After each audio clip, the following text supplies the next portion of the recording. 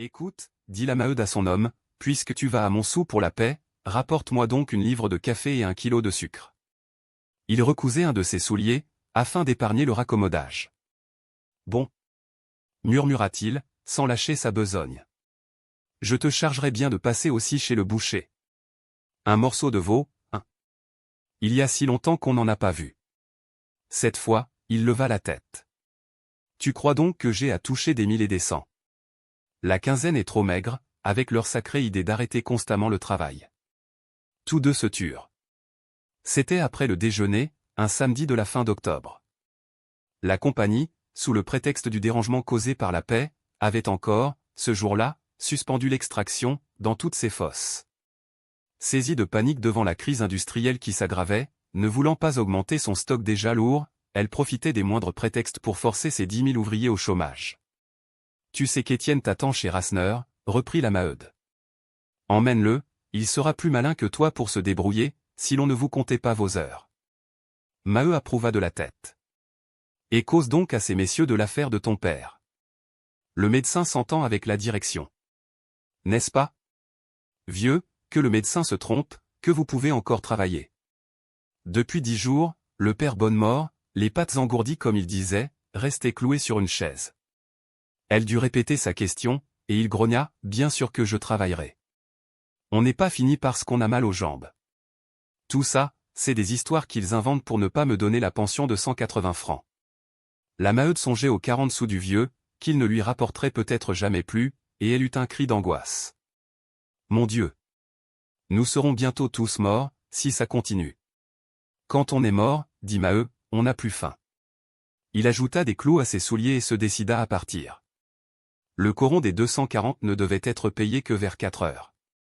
Aussi les hommes ne se pressaient-ils pas, s'attardant, filant un à un, poursuivis par les femmes qui les suppliaient de revenir tout de suite. Beaucoup leur donnaient des commissions, pour les empêcher de s'oublier dans les estaminets. Chez Rasseneur, Étienne était venu aux nouvelles. Des bruits inquiétants couraient, on disait la compagnie de plus en plus mécontente des boisages. Elle accablait les ouvriers d'amende, un conflit paraissait fatal. Du reste, ce n'était là que la querelle avouée, il y avait dessous toute une complication, des causes secrètes et graves. Justement, lorsqu'Étienne arriva, un camarade qui buvait une chope, au retour de Montsou, racontait qu'une affiche était collée chez le caissier, mais il ne savait pas bien ce qu'on lisait sur cette affiche. Un second entra, puis un troisième, et chacun apportait une histoire différente. Il semblait certain, cependant, que la compagnie avait pris une résolution. « Qu'est-ce que tu en dis, toi » demanda Étienne, en s'asseyant près de Souvarine, à une table, où, pour unique consommation, se trouvait un paquet de tabac. Le machineur ne se pressa point, acheva de rouler une cigarette. Je dis que c'était facile à prévoir. Ils vont vous pousser à bout. Lui seul avait l'intelligence assez déliée pour analyser la situation. Il l'expliquait de son air tranquille. La compagnie, atteinte par la crise, était bien forcée de réduire ses frais, si elle ne voulait pas succomber, et, naturellement, ce seraient les ouvriers qui devraient se serrer le ventre, elles rogneraient leur salaire, en inventant un prétexte quelconque. Depuis 2 mois, là où il restait sur le carreau de ses fosses, presque toutes les usines chômaient. Comme elles n'osaient chômer aussi, effrayées devant l'inaction ruineuse du matériel, elles rêvaient un moyen terme, peut-être une grève, d'où son peuple de mineurs sortirait dompté et moins payé. Enfin, la nouvelle caisse de prévoyance l'inquiétait, devenait une menace pour l'avenir, tandis qu'une grève l'en débarrasserait, en la vidant, lorsqu'elle était peu garnie encore. Rasseneur s'était assis près d'Étienne, et tous deux écoutaient d'un air consterné. On pouvait causer à voix haute, il n'y avait plus là que madame Rasseneur, assise au comptoir. « Quelle idée » murmura le cabaretier. « Pourquoi tout ça ? La compagnie n'a aucun intérêt à une grève, et les ouvriers non plus. Le mieux est de s'entendre. » C'était fort sage. Il se montrait toujours pour les revendications raisonnables. Même, depuis la rapide popularité de son ancien locataire, il outrait ce système du progrès possible, disant qu'on n'obtenait rien, lorsqu'on voulait tout avoir d'un coup. Dans sa bonhomie d'homme gras, nourri de bière, montait une jalousie secrète, aggravée par la désertion de son débit, où les ouvriers du Voreux entraient moins boire et l'écouter, et il en arrivait ainsi parfois à défendre la compagnie, oubliant sa rancune d'anciens mineurs congédiés. « Alors, tu es contre la grève » cria madame Rasseneur, sans quitter le comptoir. Et, comme il répondait oui, énergiquement, elle le fit taire. Tiens. Tu n'as pas de cœur, laisse parler ces messieurs. Étienne songeait, les yeux sur la chope qu'elle lui avait servie. Enfin, il leva la tête. C'est bien possible, tout ce que le camarade raconte, et il faudra nous y résoudre, à cette grève, si l'on nous y force. Pluchart, justement, m'a écrit là-dessus des choses très justes. Lui aussi est contre la grève, car l'ouvrier en souffre autant que le patron, sans arriver à rien de décisif. Seulement, il voit là une occasion excellente pour déterminer nos hommes à entrer dans sa grande machine. D'ailleurs, voici sa lettre. En effet, Pluchart, désolé des méfiances que l'Internationale rencontrait chez les mineurs de Montsou, espérait les voir adhérer en masse, si un conflit les obligeait à lutter contre la compagnie. Malgré ses efforts, Étienne n'avait pu placer une seule carte de membre, donnant du reste le meilleur de son influence à sa caisse de secours, beaucoup mieux accueillie.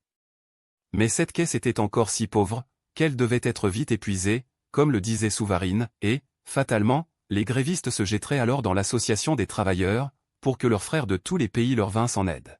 « Combien avez-vous en caisse » demanda Rasseneur. « À peine 3000 francs, répondit Étienne. « Et vous savez que la direction m'a fait appeler avant-hier. » Oh. Ils sont très polis, ils m'ont répété qu'ils n'empêchaient pas leurs ouvriers de créer un fonds de réserve. Mais j'ai bien compris qu'ils en voulaient le contrôle. De toute manière, nous aurons une bataille de ce côté-là. Le cabaretier s'était mis à marcher, en sifflant d'un air dédaigneux. 3000 francs. Qu'est-ce que vous voulez qu'on fiche avec ça? Il n'y aurait pas 6 jours de pain, et si l'on comptait sur des étrangers, des gens qui habitaient l'Angleterre, on pouvait tout de suite se coucher et avaler sa langue. Non, c'était trop bête, cette grève. Alors, pour la première fois, des paroles aigres furent échangées entre ces deux hommes, qui, d'ordinaire, finissaient par s'entendre, dans leur haine commune du capital. Voyons, et toi, qu'en dis-tu? Répéta Étienne, en se tournant vers Souvarine. Celui-ci répondit par son mot de mépris habituel. Les grèves? Des bêtises. Puis, au milieu du silence fâché qui s'était fait, il ajouta doucement, en somme, je ne dis pas non, si ça vous amuse, ça ruine les uns, ça tue les autres, et c'est toujours autant de nettoyer. Seulement, de ce train-là, on mettrait bien 1000 ans pour renouveler le monde. Commencez donc par me faire sauter ce bagne où vous crevez tous. De sa main fine, il désignait le Voreux, dont on apercevait les bâtiments par la porte restée ouverte. Mais un drame imprévu l'interrompit, Pologne, la grosse lapine familière, qui s'était hasardée dehors, rentrait d'un bond, fuyant sous les pierres d'une bande de galibots, et, dans son effarement, les oreilles rabattues, la queue retroussée, elle vint se réfugier contre ses jambes, l'implorant, le grattant, pour qu'il la prît. Quand il l'eut couchée sur ses genoux, il l'abrita de ses deux mains, il tomba dans cette sorte de somnolence rêveuse, où le plongeait la caresse de ce poil doux et tiède. Presque aussitôt, Maheu entra. Il ne voulut rien boire, malgré l'insistance polie de Madame Rasseneur, qui vendait sa bière comme si elle l'eût offerte. Étienne s'était levé, et tous deux partirent pour Montsou. Les jours de paix au chantier de la compagnie, Montsou semblait en fait, comme par les beaux dimanches de Ducasse. De tous les corons arrivait une cohue de mineurs. Le bureau du caissier étant très petit, il préférait attendre à la porte, il stationnait par groupes sur le pavé, barrait la route d'une queue de monde renouvelée sans cesse. Des camelots profitaient de l'occasion, s'installaient avec leurs bazars roulants, étalés jusqu'à de la faïence et de la charcuterie. Mais c'étaient surtout les estaminets et les débits qui faisaient une bonne recette, car les mineurs, avant d'être payés, allaient prendre patience devant les comptoirs, puis y retournaient arroser leur paie, dès qu'ils l'avaient en poche. Encore se montraient-ils très sages, lorsqu'ils ne l'achevaient pas au volcan. À mesure que Maheu et Étienne avancèrent au milieu des groupes, ils sentirent, ce jour-là, monter une exaspération sourde. Ce n'était pas l'ordinaire insouciance de l'argent touché et écorné dans les cabarets. Des poings se serraient, des mots violents couraient de bouche en bouche. « C'est vrai, alors ?» demanda Maheu à Chaval, qui le rencontra devant l'estaminet Piquette, « ils ont fait la saleté ?» Mais Chaval se contenta de répondre par un grognement furieux, en jetant un regard oblique sur Étienne. Depuis le renouvellement du marchandage, il s'était embauché avec d'autres, mordu peu à peu d'envie contre le camarade, ce dernier venu qui se posait en maître, et dont tout le coron, disait-il, léchait les bottes. Cela se compliquait d'une querelle d'amoureux, il n'emmenait plus Catherine à Réquillart ou derrière le terri, sans l'accuser, en termes abominables, de coucher avec le logeur de sa mère, puis, il la tuait de caresses, repris pour elle d'un sauvage désir. Maheu lui adressa une autre question. Est-ce que le veau repasse? Et comme il tournait le dos, après avoir dit oui, d'un signe de tête, les deux hommes se décidèrent à entrer au chantier. La caisse était une petite pièce rectangulaire, séparée en deux par un grillage. Sur les bancs, le long des murs, 5 ou 6 mineurs attendaient, tandis que le caissier, aidé d'un commis, en payait un autre, debout devant le guichet, sa casquette à la main. Au-dessus du banc de gauche, une affiche jaune se trouvait collée, toute fraîche dans le gris enfumé des plâtres, et c'était là que, depuis le matin, défilaient continuellement des hommes. Ils entraient par 2 ou par 3, restaient plantés, puis s'en allaient sans un mot, avec une secousse des épaules, comme si on leur eût cassé l'échine. Il y avait justement 2 charbonniers devant l'affiche, un jeune à tête carrée de brute, un vieux très maigre, la face hébétée par l'âge. Ni l'un ni l'autre ne savait lire, le jeune éplait en remuant les lèvres, le vieux se contentait de regarder stupidement. Beaucoup entraient ainsi, pour voir, sans comprendre. « Lis-nous donc ça », dit à son compagnon Maheu, qui n'était pas fort non plus sur la lecture. Alors, Étienne se mit à lire l'affiche. C'était un avis de la compagnie aux mineurs de toutes les fosses. Elle les avertissait que, devant le peu de soins apportés au boisage, lasse d'infliger des amendes inutiles, elle avait pris la résolution d'appliquer un nouveau mode de paiement, pour l'abattage de la houille. Désormais, elle paierait le boisage à part, au mètre cube de bois descendu et employé, en se basant sur la quantité nécessaire à un bon travail. Le prix de la berline de charbon abattue serait naturellement baissé, dans une proportion de 50 centimes à 40, suivant d'ailleurs la nature et l'éloignement des tailles. Et un calcul assez obscur tâchait d'établir que cette diminution de 10 centimes se trouverait exactement compensée par le prix du boisage. Du reste, la compagnie ajoutait que, voulant laisser à chacun le temps de se convaincre des avantages présentés par ce nouveau mode, elle comptait seulement l'appliquer à partir du lundi, 1er décembre. « Si vous lisiez moins haut, là-bas !» cria le caissier. « On ne s'entend plus. » Étienne acheva sa lecture, sans tenir compte de l'observation. Sa voix tremblait, et quand il eut fini, tous continuèrent à regarder fixement l'affiche. Le vieux mineur et le jeune avaient l'air d'attendre encore, puis, ils partirent, les épaules cassées. « Nom de Dieu !» murmura Maheu. Lui et son compagnon s'étaient assis. Absorbés, la tête basse, tandis que le défilé continuait en face du papier jaune, ils calculaient. Est-ce qu'on se fichait d'eux? Jamais ils ne rattraperaient, avec le boisage, les 10 centimes diminués sur la berline. Au plus toucheraient-ils 8 centimes, et c'était 2 centimes que leur volait la compagnie, sans compter le temps qu'un travail soigné leur prendrait. Voilà donc où elle voulait en venir, à cette baisse de salaire déguisée. Elle réalisait des économies dans la poche de ses mineurs. Nom de Dieu, répéta Maheu en relevant la tête. Nous sommes des gens foutres, si nous acceptons ça. Mais le guichet se trouvait libre, il s'approcha pour être payé. Les chefs de marchandage se présentaient seuls à la caisse, puis répartissaient l'argent entre leurs hommes, ce qui gagnait du temps.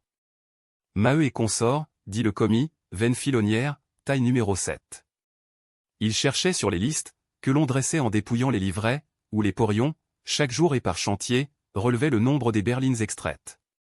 Puis, il répéta, Maheu et consorts, veine filonnière, taille numéro 7. 135 francs. Le caissier paya. Pardon, monsieur, balbutia le haveur saisi, êtes-vous sûr de ne pas vous tromper? Il regardait ce peu d'argent, sans le ramasser, glacé d'un petit frisson qui lui coulait au cœur.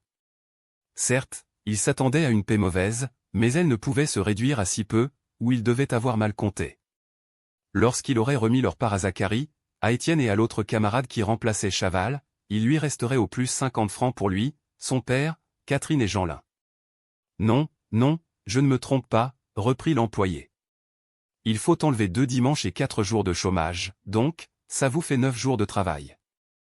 Maheu suivait ce calcul, additionnait tout bas, 9 jours donnaient à lui environ 30 francs, 18 à Catherine, 9 à Jeanlin. Quant au père Bonnemort, il n'avait que 3 journées. N'importe, en ajoutant les 90 francs de Zacharie et des 2 camarades, ça faisait sûrement davantage. Et n'oubliez pas les amendes, acheva le commis. 20 francs d'amende pour boisage défectueux. Le haveur eut un geste désespéré. 20 francs d'amende, 4 journées de chômage. Alors, le compte y était. Dire qu'il avait rapporté jusqu'à des quinzaines de 150 francs, lorsque le père Bonnemort travaillait et que Zacharie n'était pas encore en ménage. À la fin le prenez-vous? Cria le caissier impatienté. Vous voyez bien qu'un autre attend. Si vous n'en voulez pas, dites-le. Comme Maheu se décidait à ramasser l'argent de sa grosse main. Tremblante, l'employé le retint. Attendez, j'ai là votre nom. Toussaint Maheu, n'est-ce pas? Monsieur le secrétaire général désire vous parler. Entrez, il est seul. Étourdi, l'ouvrier se trouva dans un cabinet, meublé de vieil acajou, tendu de reps vert d'étain. Et il écouta pendant 5 minutes le secrétaire général, un grand monsieur blême, qui lui parlait par-dessus les papiers de son bureau, sans se lever.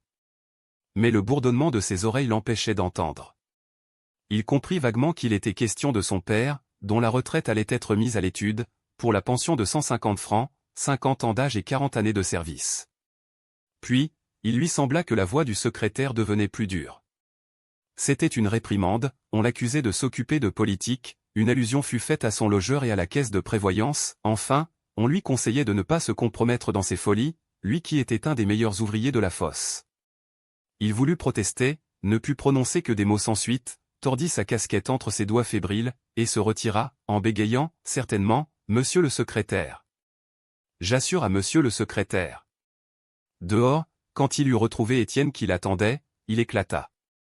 Je suis un Jean Foutre, j'aurais dû répondre. Pas de quoi manger du pain, et des sottises encore. Oui, c'est contre toi qu'il en a, il m'a dit que le coron était empoisonné. Et quoi faire? Nom de Dieu. Plier l'échine, dire merci. Il a raison, c'est le plus sage. Maheu se tut, travaillait à la fois de colère et de crainte. Étienne songeait d'un air sombre. De nouveau, ils traversèrent les groupes qui barraient la rue. L'exaspération croissait, une exaspération de peuple calme, un murmure grondant d'orage, sans violence de geste, terrible au-dessus de cette masse lourde. Quelques têtes sachant compter avaient fait le calcul, et les 2 centimes gagnés par la compagnie sur les bois, circulaient, et exaltaient les crânes les plus durs. Mais c'était surtout l'enragement de cette paix désastreuse, la révolte de la faim, contre le chômage et les amendes. Déjà on ne mangeait plus, que allait-on devenir, si l'on baissait encore les salaires? Dans les estaminets, on se fâchait tout haut, la colère séchait tellement les gosiers, que le peu d'argent touché restait sur les comptoirs. De Montsou au coron, Étienne et Maheu n'échangèrent pas une parole.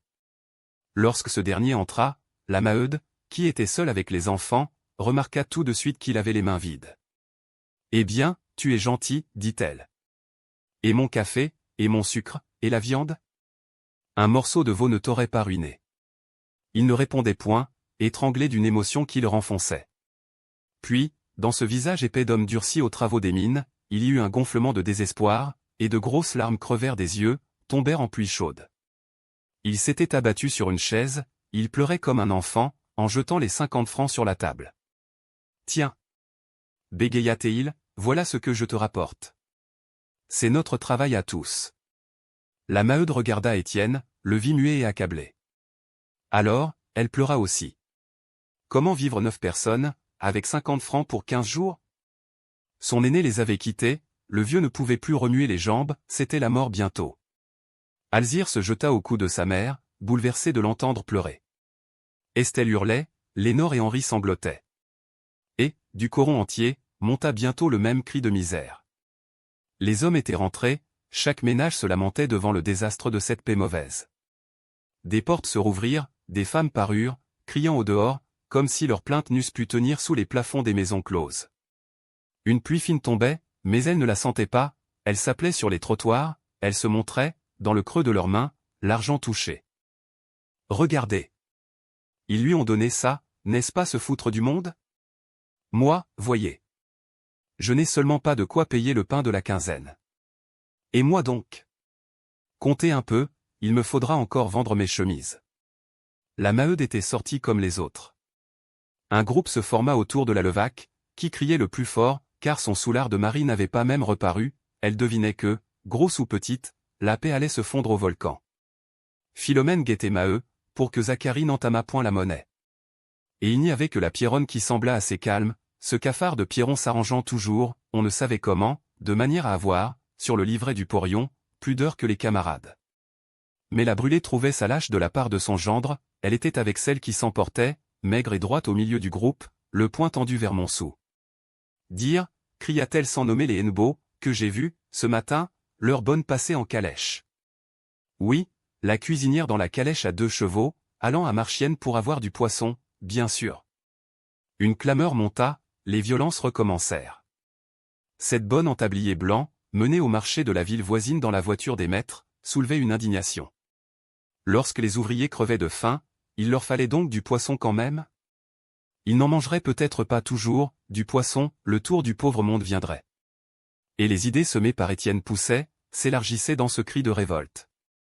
C'était l'impatience devant l'âge d'or promis, la hâte d'avoir sa part du bonheur, au-delà de cet horizon de misère, fermé comme une tombe. L'injustice devenait trop grande, ils finiraient par exiger leurs droits, puisqu'on leur retirait le pain de la bouche. Les femmes surtout auraient voulu entrer d'assaut, tout de suite, dans cette cité idéale du progrès, où il n'y aurait plus de misérables. Il faisait presque nuit, et la pluie redoublait, qu'elles emplissaient encore le coron de leurs larmes, au milieu de la débandade glapissante des enfants. Le soir, à l'avantage, la grève fut décidée. Rasseneur ne la combattait plus, et Souvarine l'acceptait comme un premier pas. D'un mot, Étienne résuma la situation, si elle voulait décidément la grève, la compagnie aurait la grève.